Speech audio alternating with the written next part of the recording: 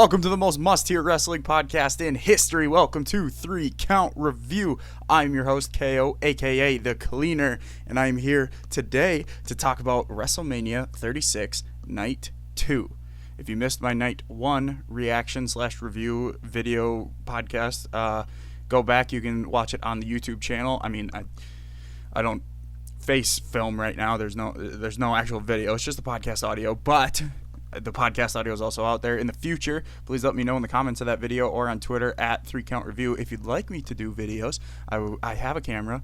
It would just require a little extra work, but right now I am a little pressed for time. But if that's what people want, that's what I will do. Anyway, go check out my Night 1 reaction. As far as Night 2 goes, I think I did like Night 1 a little more. There's some things that we're going to get into that I didn't agree with. I don't know. It's hard to place my finger on right now. I just really enjoyed Night 1, and I'm not exactly sure why. I'm trying to place my finger on why I didn't like Night 2 as much, because there's a lot of things on here that I really liked, and for the most part I didn't hate anything. I think it was just the feel and the excitement of yesterday. And then I think I was let down pretty early. And we'll get into that. Maybe that's why I just had a sour mood for the rest of the show. But yeah, let's talk about it, because I actually have come around on that too. I don't know. We'll figure it out as we go, I think. So we did start on the pre-show. Liv Morgan taking on Natalya, and Liv won. My network cut out, so I didn't even see the finish of this. From what I saw, this was a decent match. I am a pretty big fan of Liv Morgan. But I don't have a lot of faith in WWE booking women's feuds that aren't title matches. So I don't know. It's hard to put stock unless she's tasting the championship. And as far as Natalya goes, have not been a fan for the last few years. But anyway, from what I saw, this was decent. Do we really need an hour-long pre-show to show the same video packages that we're going to see on the show later? And then to just have a 6.5-minute... I don't know. It's WWE. They're not going to change. So we do start the main card for Night 2 with Charlotte Flair taking on the NXT Women's Champion, Rhea Ripley, for the title. This match went 20 minutes 30 seconds, and it did not feel that long. It didn't feel like it dragged at any point. This was actually an amazing match. I thoroughly enjoyed this. I think this is what I was expecting from Becky Shayna. And I don't know if they would have been able to put on this same quality of match, but I at least was expecting a little more from those two. I think those two only went like 8 minutes or something like that. 8.5 minutes. But, but this match was really cool. I mean, they were kind of... it started off where Charlotte was using her experience to kind of get the upper hand, but then Rhea was just better at one point. She was just getting to Charlotte. She was kind of taking over the match, but then, Charlotte starts targeting the knee and the leg of Rhea Ripley, taking out that knee, and just continuously Rhea tries to fight through, and sometimes she, would fight through and she would get some offense in, and she looked badass doing it too, but it just kept coming up, that knee, and eventually Charlotte it was just too much, and Charlotte locked in the figure 4 and then bridged into a figure 8, and she bridged into it like I think the intent of this was to make it look like this is Charlotte locking in like almost like a mega figure 8, like she was just really wrenching it in, and Rhea didn't.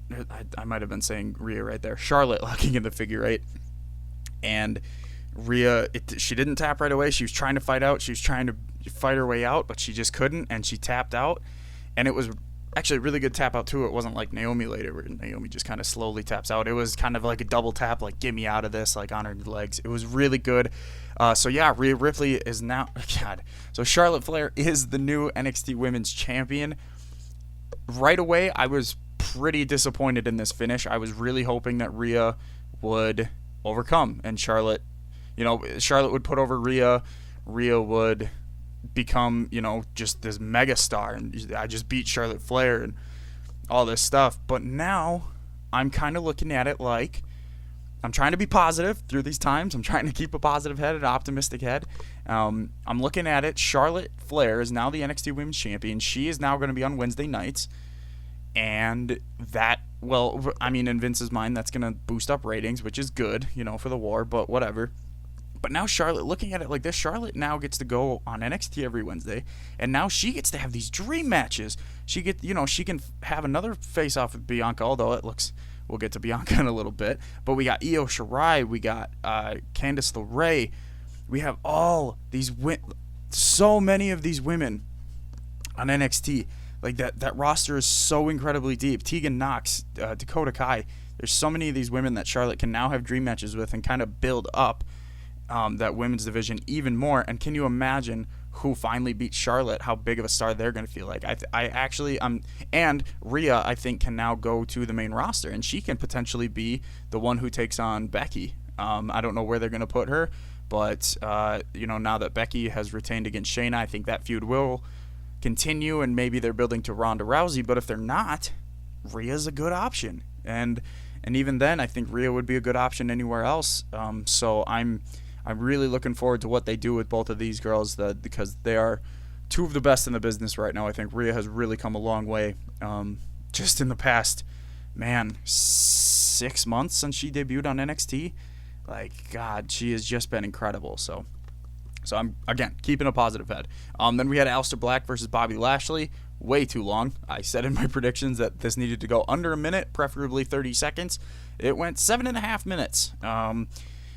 But I have to, again, keeping a positive head and actually looking at this, this was one of the better Bobby Lashley matches that we've seen in a long time. Probably since the Finn Balor days last summer.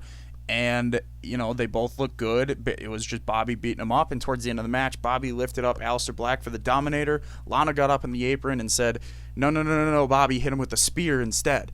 So then Bobby put Aleister down instead of hitting the Dominator. Went for the spear, got Black masked instead. And Aleister Black picks up the win, driving a wedge between Bobby Lashley and Lana. I think, we're going to probably see a divorce angle. I don't know, man.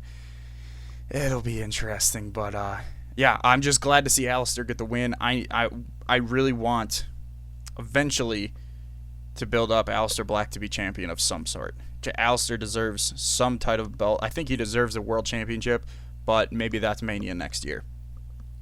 Then we move on to, if it wasn't for something else later, this might have been my favorite moment of the night. Otis versus Dolph.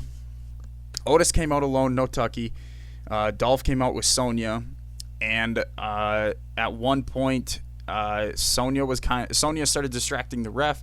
Otis then went to tell her to go away, and Dolph low blowed Otis. But then Mandy comes out. Mandy beats up Sonya, slaps her, beats her up, goes in the ring as the ref was checking on Otis or Sonya or someone. But Mandy gave Dolph a low blow of her own. Otis went to the corner, hit the caterpillar, and pinned. Lost my train of thought there. He pinned Dolph Ziggler. This went 8 minutes 15 seconds, and after the match, Otis picked up Mandy, holding her in both of her arms, and they shared a kiss. And this was such a great moment. I legitimately got giddy while I was watching it. I was like, just yay! I was so excited. It was awesome. It's a great told story, and I don't think it's over either, because now you get to tell the story. I mean, I don't know what you do with Dolph. Dolph can go away, but now you can tell the story of Mandy and Sonya and why she did that, and you can have that feud too, and that should actually be a really good feud because of the story that they're already telling. And these two are really good in the ring. They're actually extremely underrated. I think Sonya is actually one of the better in-ring workers in the women's division right now. So I'm just so happy with this. I'm excited for the future of this, for the story, and I cannot wait to see where they go. And I'm just so happy for Otis. Oh, it's such a good moment. Then, oh man, okay, this was a divided opinion on this match. Edge versus Randy Orton, last man standing. This went a little too long, but it needed to go long. So it was weird to kind of watch this, because I knew these two need to beat the ever-living hell out of each other. It went 36.5 minutes. Yeah, that 36 and a half, like, it was long. But you're sitting there and you're like, they have to beat each other up, and they have to be, and I really love the little touches. Every time Edge would be down, Randy would let the ref count. He'd be like, yep, finish it, he's done. But every time Randy was down, Edge was like, no, I'm not letting us win like that. I need to inflict more damage. But it was never to his detriment, I don't think. And it was just, and it was kind of like a tour of the Performance Center, a lot like what we saw with Ciampa and Gargano in that big brawl earlier, which kind of came into the mirror was covered up and they were throwing each other into the mirror at one point, so I kind of like that little touch. It felt way too, I think it was too slow for how long it was, because it was pretty slow, but I also really enjoyed how slow it was. It just kind of dragged on, but at the same time it needed to drag on because of the story. It was a really hard thing to look at, so I'm going to, again, positive thinking, positive mental attitude. Shout out Sean. I enjoyed it, especially because of the ending. They ended up on the top of a production truck. Edge hit a spear. Randy got up. Randy hit an RKO. Edge got up. They finally took each other out. I think. Edge had his new sleeper hold, triangle, whatever, hold on, and made Randy pass out. Told the ref not to count, and hit Randy with the one-man concerto for the win. Edge wins. It's a great told story. Again, might have went a little too slow and a little too long, but the story called for it. I think it worked. I enjoyed this. I enjoyed this a lot. It's good to see Edge back. I'm very excited to see Edge's first match in a actual building, in an actual with an actual crowd. So I'm very excited for that. But this was good. Next we had the Street Profits defending their Raw Tag Team Championships against Angel Garza and Austin Theory. This was fine. It was a Raw match. It was 6.5 minutes. Theory actually looked good. Garza, of course, looked good. All four of these guys looked good. There were some really athletic spots. What happened was, I think Garza hit a move on Dawkins, and went for the pin. And Montez Ford broke up the pin with a frog splash, and then Dawkins just rolled over and pinned Garza, I think is how it went. It might have been Theory, but that's how the spot went. After the match, they beat up, the heels beat up the Street Profits, and Zelina Vega even came in and got a super kick on Montez Ford, which brings out real-life girlfriend/fiance, I think, of Montez Ford, Bianca Belair, who came out to make the save, basically, and all three of them celebrated. I think, and a couple other people think, that this might be a call-up for Bianca Belair, so cool, good for her. I think that's the right move. I think Bianca is fantastic. I think she's really good, especially, she's good in the ring, don't get me wrong. She's great in the ring, but she also has kind of captured that sports entertainment side of this, too, so I think she actually, if Vince likes her, she can actually thrive on the main roster. So I'm actually very excited. She's got the hair. She's got the hair gimmick. That's a landing point. I think she'll actually do really good on the main roster. So very excited for that. Then the third to last match, we had Bayley defending her SmackDown Women's Championship in a Fatal 5-Way against Sasha Banks, Tamina, Lacey Evans, and Naomi. And weirdly enough, Tamina dominated the beginning of the match. And I don't know why they pushed Tamina so hard whenever she's there, like once a year. But she's always so strong. But she never wins. It's so weird how they push her. She was just beating everyone up. Finally, all four of them hit something off the top rope. It was an elbow drop, a frog splash, a moonsault, and a split leg moonsault. And they all four covered her at the same time to get Tamina out of there. She's the first out. Then Bayley and Sasha it was basically a tag team match against Lacey and Naomi, but eventually they kind of isolated Naomi, took out Lacey, and not out of the match Lacey, but just out of the equation, and kind of took out Naomi with a bank statement, actually. She tapped out Sasha. Then they double team Lacey, but Lacey she was manipulating the match to where Sasha and Bayley were hitting each other, where she would move out of the way, and Bayley hit Sasha with a running knee in the corner, and Sasha was pissed about that, and then Bayley pushed Sasha out of the way to eat like a running knee or a drop kick or something, and then Bayley again pushed Lacey's arm, or like spun her around, and Lacey just spun around, and boom, woman's right to Sasha, pinned her 1, 2, 3, and it was down to Lacey and Sasha. Lacey and Bayley. And Lacey controlled most of the match, but finally Sasha ran in, gave a backstabber to Lacey, and Bayley hit her weird face breaker. I don't even know what it is, but she hit that move, DDT thing, and Bayley is still your SmackDown Women's Champion.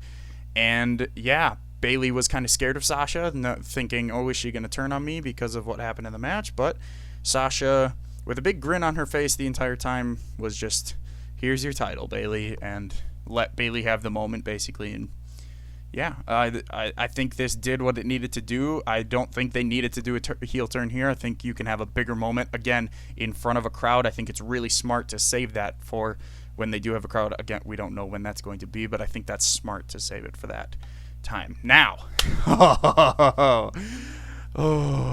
not the main event, but probably I think I can't decide whether I like this more or the Boneyard match more.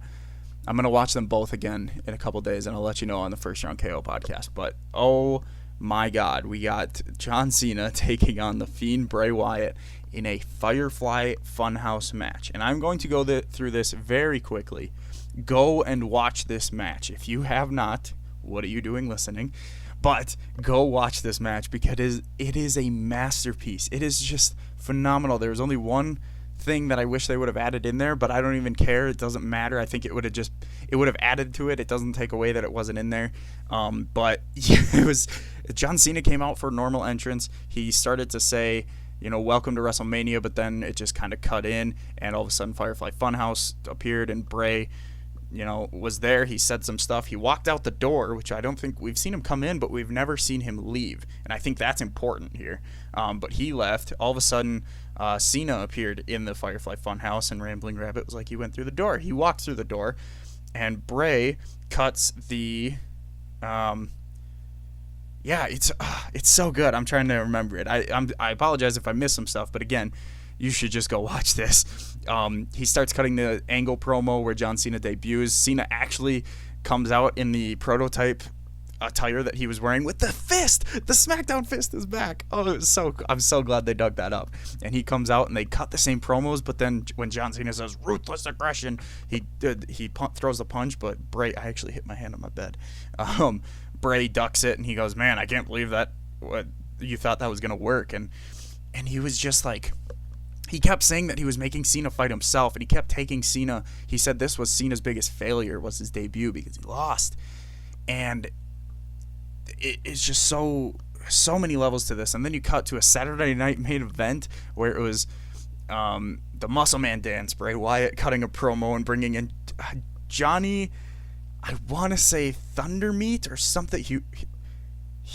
I don't remember. It was so weird. But then John came in, and he's just lifting weights, and he goes super fast. And then he drops the weights, and his arms are dead because he lifted too much weights, and he can't hit anything. So then Bray throws him off into another part where he is now Doctor of Thugonomics, and he starts, and he can only talk in raps. And Bray actually picks apart how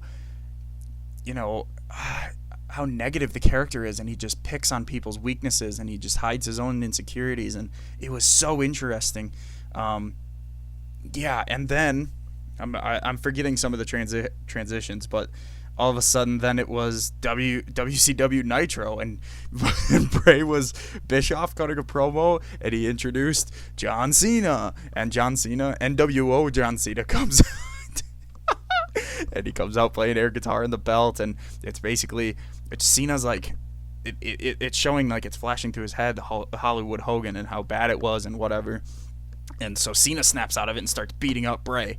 But it changes, and it goes back to current Cena, and he's actually beating up Huskus the Pig Boy. And then all of a sudden, The Fiend about. Oh man, wait, there was another. Oh, they went to WrestleMania 30 at one point. I don't remember when that. I think that might have been. Oh, I'm trying to remember when that actually was. I think that was before the Nitro stuff. So they went to. Bray was actually cutting an old time Bray Wyatt promo, the Cult Leader stuff, and he was in the attire, and he was in, basically the old compound or whatever. And it goes to WrestleMania 30 with they're both in their attires, and it goes back to that chair shot where Bray gives John a chair, and he's like, you made the wrong decision before. And so he said, correct your mistake. So John actually went to swing the chair this time, but Bray disappeared. So then John freaked out, and I think that's when the WCW stuff came. And then, as he's punching Huskus, he realizes what's happening. The Fiend appears behind him, and he gets a mandible claw into a Sister Abigail, into another mandible claw, and Bray himself, Bray, not the Fiend, Bray counts the 1, 2, 3, and he laughs, and that's your stuff. And it was... I probably didn't do that justice whatsoever. Go and watch this match. It is absolutely just... It captivated me right from the start. I was just in on it, and I was so interested. And once you catch on, it's so cool, but then you still pop at all these moments. The one spot I wish they would have included was Cena burying the Nexus, because Husky Harris was part of that. And I wish they would have maybe brought that up too. But yeah, it was just awesome. It was so cool. I really, really, really like that. Again, if you haven't seen it, go watch it. But this was absolutely the right finish too. The Fiend needed to win.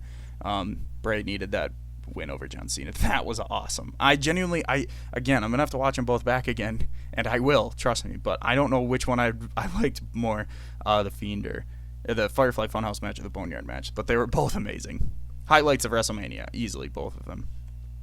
And then the main event of Night 2 and the main event of all of WrestleMania was Drew McIntyre taking on Brock Lesnar for the WWE Championship. And you take Goldberg and Strowman, you Control-C, Control-V, and you got this main event too.